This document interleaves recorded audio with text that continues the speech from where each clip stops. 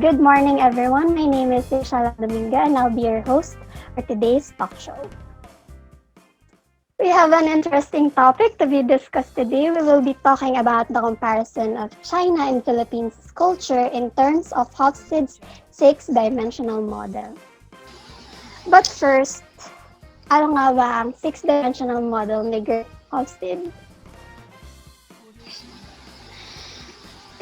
Consists of power distance, individualism and collectivism, masculinity and femininity, uncertainty avoidance, long-term and short-term orientation, indulgence, and restraint.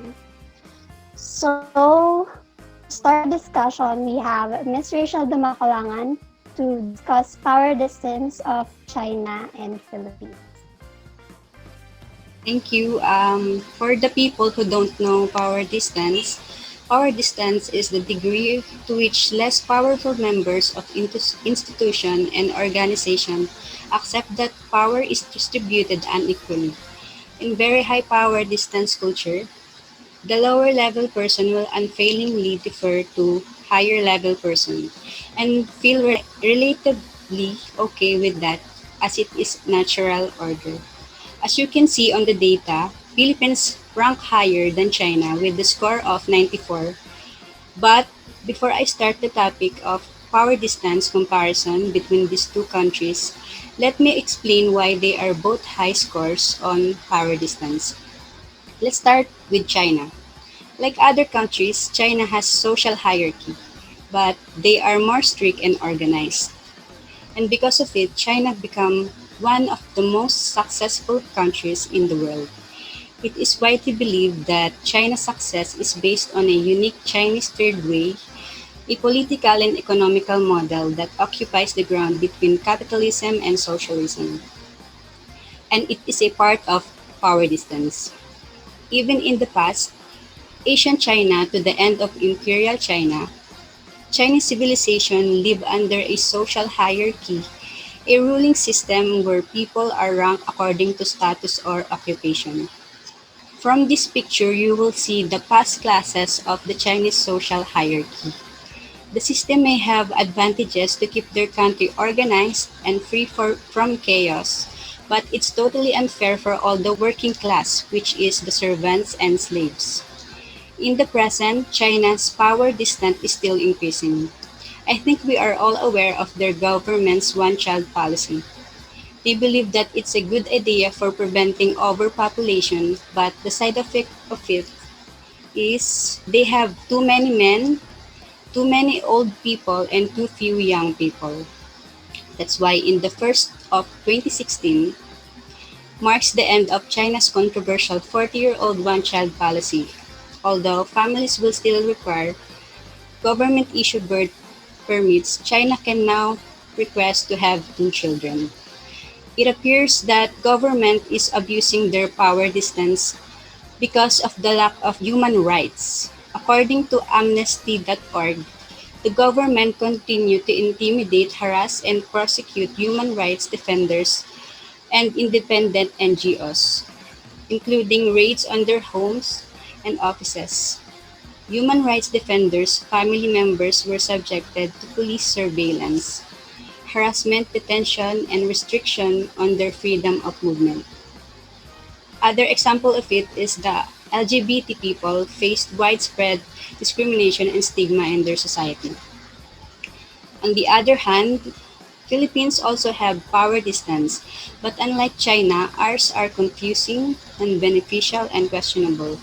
With a data of 94% in 60 model, the economy should be growing because the upper class are taking over. But unfortunately, the power most politicians have are only beneficial for themselves. We can all agree that most of them are selfish and corrupt. One of the examples of this is the anti-terrorism law. This law introduction is the latest example of the country's ever worsening human rights record. Once again, this shows why the UN should launch a formal investigation into ongoing widespread and systematic violation in the Philippines. The worst thing is we can complain or voice our concerns because we can be accused of being a terrorist. I can go on and on about power distribution inequality in the Philippines, but now I will proceed on China and Philippines' different use of power distance in using the cases of COVID-19 in their country. We are all aware that COVID starts in China, but their cases is lower than the Philippines. It's because their government sets strict rules and serious consequences to people who will disobey them. For example, in late February, as coronavirus infection mounted in Wuhan, China, authorities went door to door for health check, forcibly isolating every resident in makeshift hospitals and temporary quarantine shelters, even separating parents from young children who displayed symptoms of COVID-19, no matter how seemingly wild. That's why the people agree on everything their government tells them to do because they know they really can rely on them. Unlike in the Philippines, when the COVID is spreading in China, the president didn't take a move on closing China's airline from going to the Philippines. And that's the reason why COVID enters our country and still continue to spread because the government lack on performing a swab test. Don't forget the fact that the government officials are tested positive, so how can the people obey their rules when they themselves are breaking it? In conclusion, Philippines' 94% power distance is accurate because we Filipinos are just accepting that the power of upper class have is distributed unequally, while the China's 80% power distribution are reasonable because even if the upper class hold a lot of power among lower classes, those power are used to make their country grow because their government actually care for their people. Thank you. Okay, so 80% and 90% are high percentage. Pero as we can see in the chart, mas mataas nga ang Pilipinas kaysa sa China. So, um, what do you think are the challenges of having a high power distance, Coach? Para sa akin, isa sa mga challenges na napapansin ko about high power distance ay inaabuso ng mga tao na mga matataas na tao, opisyal, ang kapangyarihan nila. Kumbaga nawawalan na yung mga lower class ng freedom, katulad nga nung one-child policy ng China at saka yung anti-terrorism nila ng Philippines na parang nadidiscard na yung human rights. And with all this negativity about sa power distance, sa tingin mo, what do you think is the positive outcome naman of having a higher rank in power distance for both countries? I think the positive outcome nito ay ang bawat tao ay organized at alam nila kung saan sila lulugar because of the social hierarchy. Kung walang law na ipinatutupad ang upper class, which is the government, siguradong magkakaroon ng chaos. That's it. Thank you. That is true. Thank you, Rachel. Thank you for sharing your thoughts on power distance. Next is individualism to be discussed by Mr. Mawi Milarpez. Okay. Good afternoon. I-explain ko lang ang individualism Good at collectivism. Yes. Based on my research, ang collectivism at individualism ay parang gagawa ng isang bagay na para sa sarili mo lang. Yun ang pagkakaintindi ko sa individualism. Tapos ang collectivism naman is parang may gagawin ka tapos magkakameron ng benefits yung ibang tao. Yeah.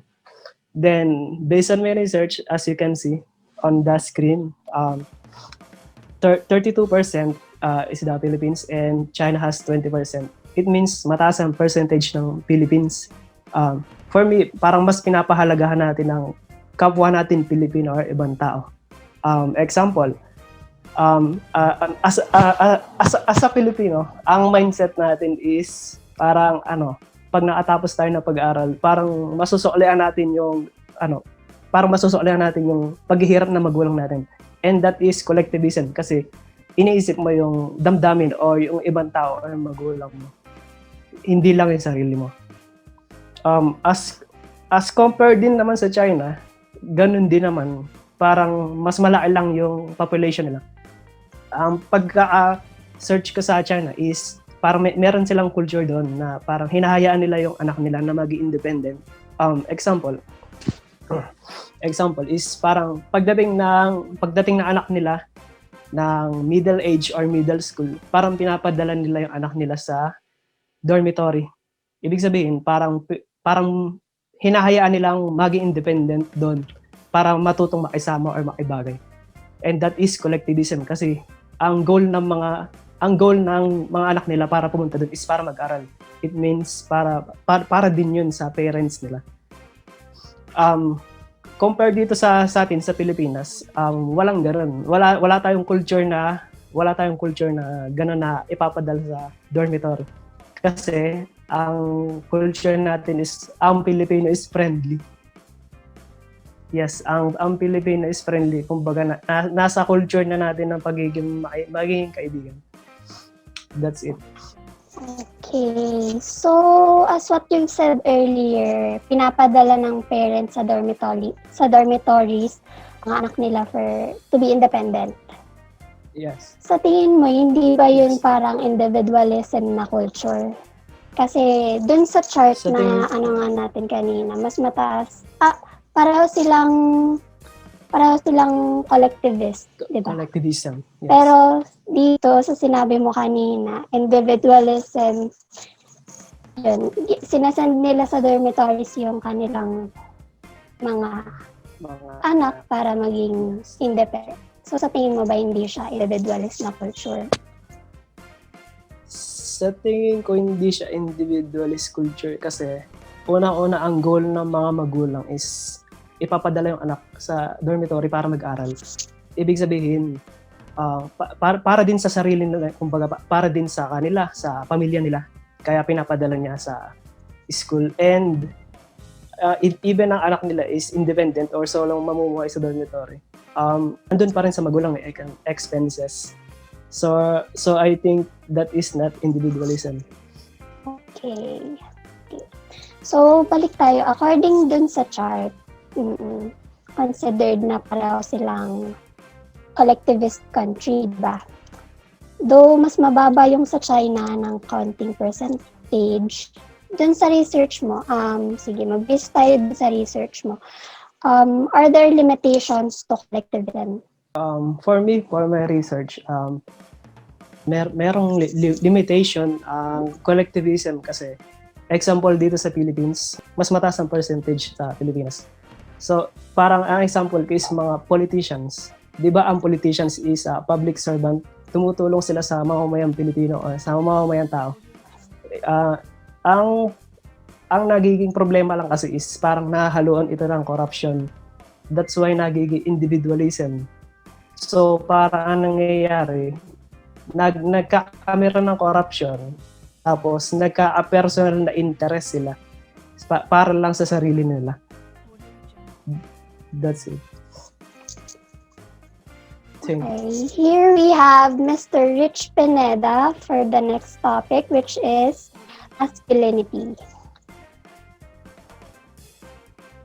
Ang masculinity ay ng China ay 66.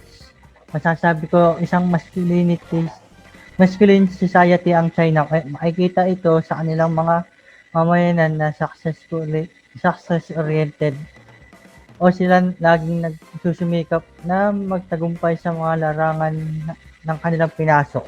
Handa rin silang isakripisyo na malayo sa kanilang pamilya basta sa kauunlad o ikatatagumpay nila. Tapos sa Pilipinas naman ay 64%. Samantala sa score na 64, ang Pilipinas ay masasabi ding nagbibilang sa masculine society. Ang mga mamayanin dito sa ating bansa ay mabubuhay upang magtrabaho. Inaasahan naman ang mga manager na una ng pansin ang kita, competition at performance. So, Rich, China and Philippines are likely to have the same culture in terms of masculine dimension. Kasi di ba, pantay na nga sila, 66%, tapos yung isa 64%, halos 2% na lang yung difference.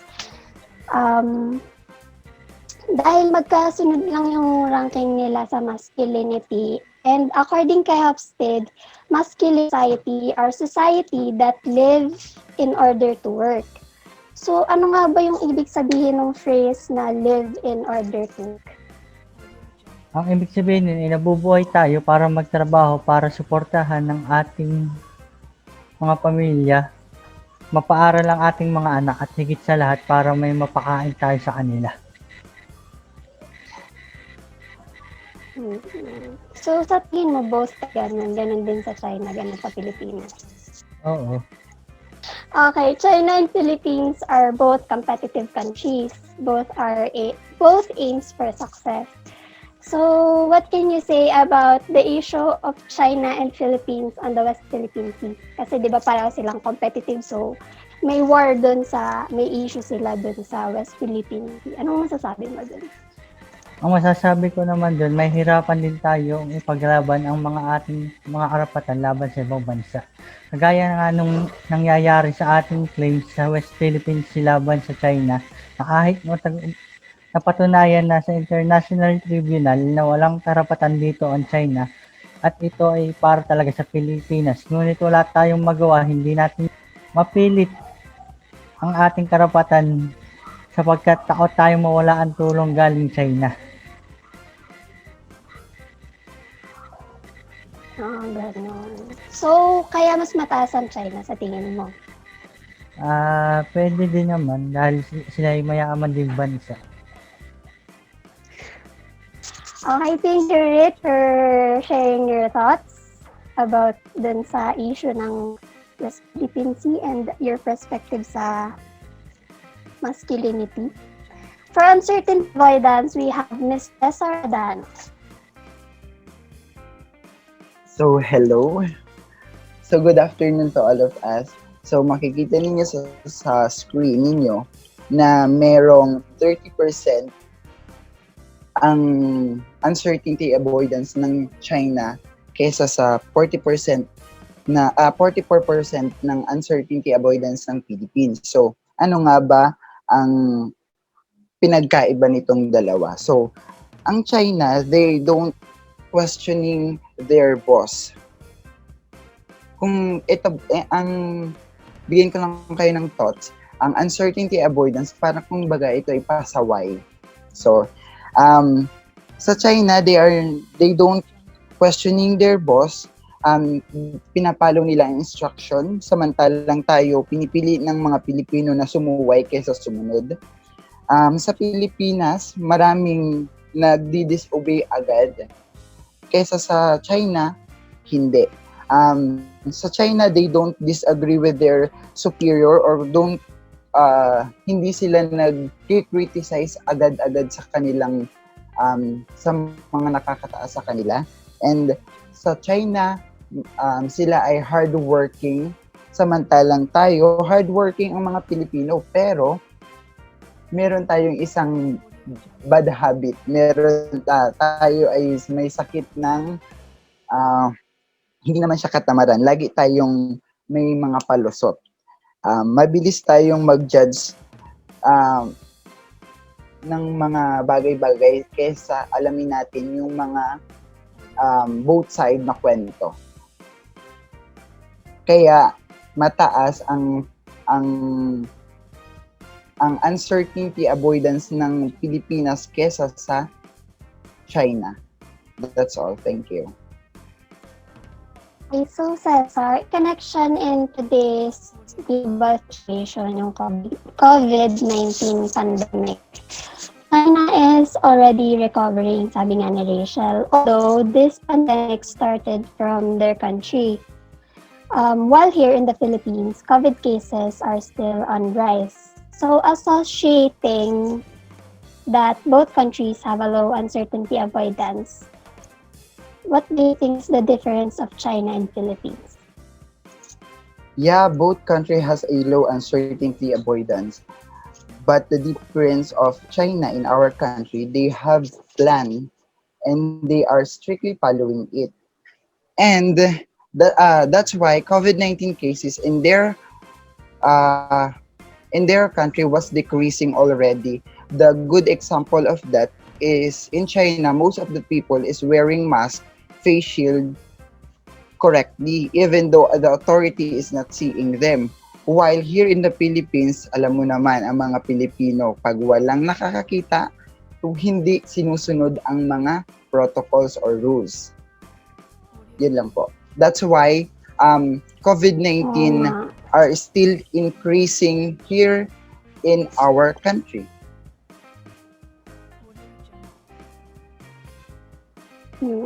Totoo nga naman, pasaway mga Pilipino. Ano? Yes. Okay, so we have a high rate in power distance kay Rachel, which means we follow orders from other people with a higher position or may higher rank. But we tend to bend the rules, yung parang pwedeng lumabas pero bawal. Alam mo yun, yung ganun. What do you think is the implications of this two dimension, yung power distance tsaka itong uncertainty avoidance? Actually, nahirapan ako dun sa tanong mo ha. So, the good example of that here in the Philippines, if we are working let's say we are working in the company, we must follow the instruction of our manager or kung sino pa yung mas nakakataas sa atin. Unlike sa government na we are always disobeying or breaking the rules. Kaya tayo ay sabi nga nila, ang Philippines is lack of discipline and responsibility. Yan lang po. Okay. So, thank you, Cesar. Okay. Okay, next is long-term orientation to be discussed by Marc Villasin. So ayun nga, nakikita nyo naman na mas mataas yung long-term orientation ng China, which is 87 at ang Philippines na 27. So ang pagkakaintindi ko sa short term, which is Philippines, ang kadalasan kasi kapag short term, parang sila kasi yung kapag meron sila yung gastos ng gastos, hindi nila sinesave yung para sa future. Yun yung kinaibahan ng long term ng China. Kaya long term yung China kasi ang China is ang iniisip nila lagi yung future eh. Kumbaga tight sila sa pera, kumbaga hindi nila iniisip yung kakainin para bukas, ganun kasi yung sa Philippines eh. Hindi katulad nung sa China. Yun yung pagkakaintindi ko. Yun lang. Okay, so Raven, China has a higher rank of 87% while Philippines has 27%, which is a huge difference. Dito sa lahat ng culture differences, ito yung pinakang magkaibang resulta. Dito sa Philippines, gusto natin agad-agad. Tapos sa China, nakikita nila gusto nilang makita ng pangmatagalan yung progress, yung slowly but surely. Alam naman natin na business-oriented ang China.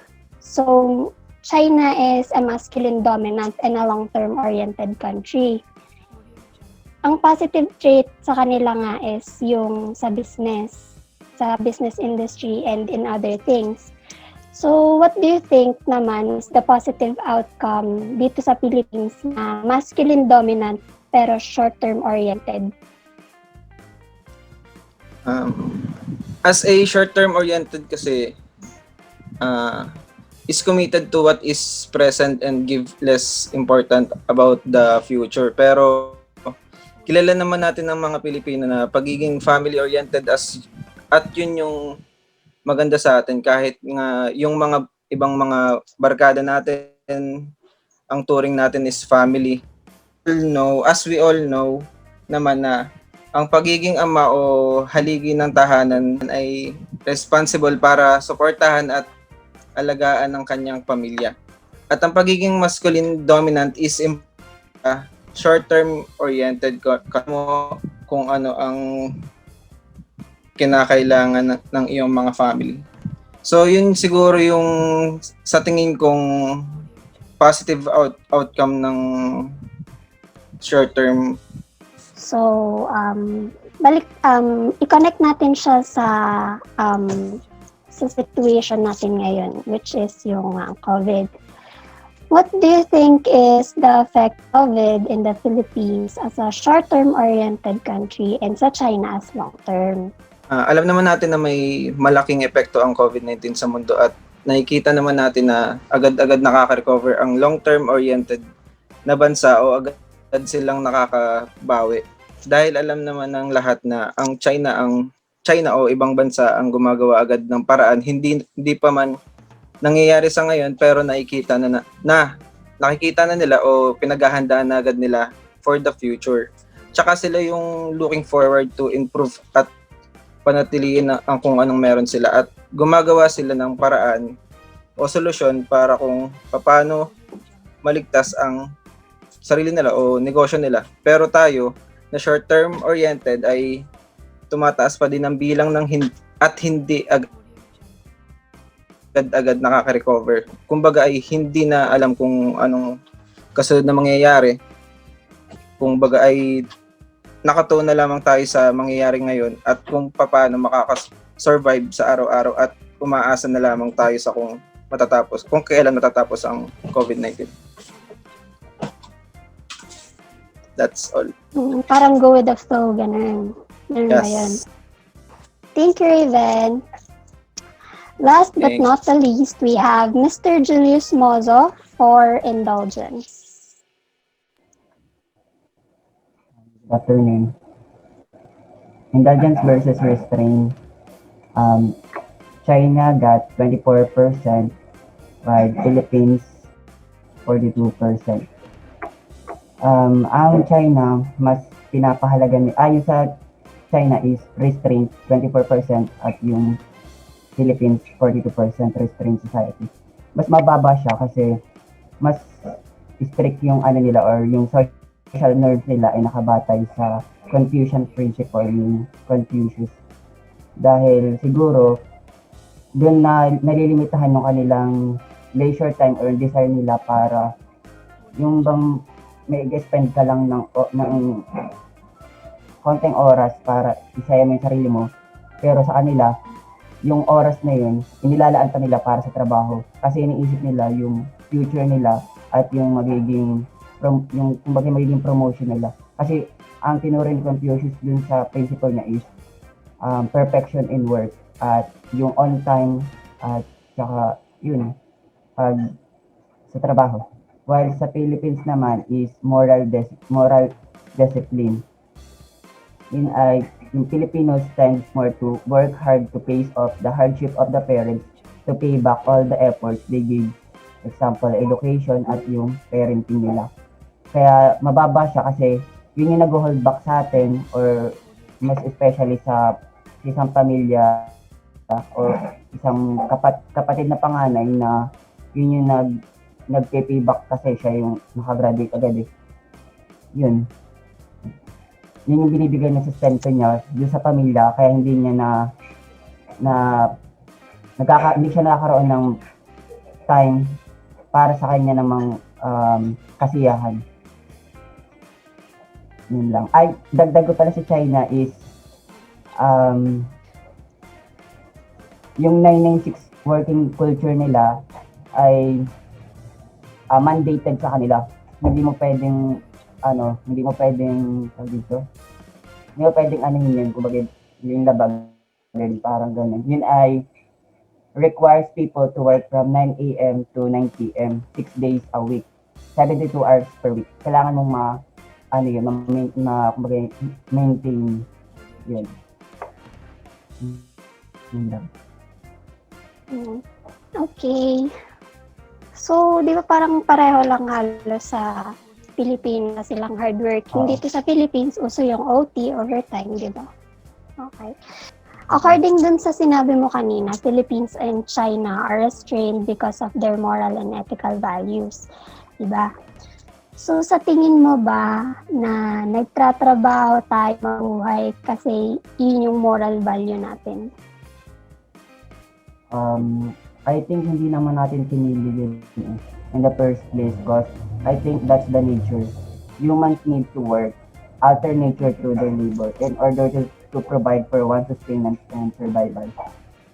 In this capitalist society, the system and structure has treated people only as a means to provide work, but forget that work should be the one providing for the person. Yun lang. Oo nga, tama yun. We live in order to work. Yung in-explain kanina ni Rich. So, we know Filipinos are known for being matiisin. So, in your research in the Chinese culture, hard work pays off and contributes to a happy life. Do you think that their hard work really pays off even though they restrain themselves from their desires? For me, wala namang mali sa pagiging hardworking nila as long as hindi na lilimitahan yung time nila para sa kanilang sarili. Because dahil doon sa social norms nila na pinapollow, like Confucian principle, yun, dapat ay we need to cherish and find some time to enjoy our moment in life, in our job, and tell ourselves the value of time management. Yun lang. Okay, so wait lang, may follow-up ako dun. Parang, so sa tingin mo ba, magkatulad lang ang China at Philippines? Mas lang siguro ang China, mas restrained society kasi meron silang ethical principle. Sa atin naman ay moral Ethics discipline nila, ng sa atin moral kasi. moral value. Okay, so thank you, Julius. I want to thank you all for joining me today and giving facts about the country comparisons. I know that I learned a lot and I'm sure that the audience at home did too. I encourage all of you at home to think about this discussion. That is all for today. This is your host, Seychelle Domingo. Have a great day and thank you for watching.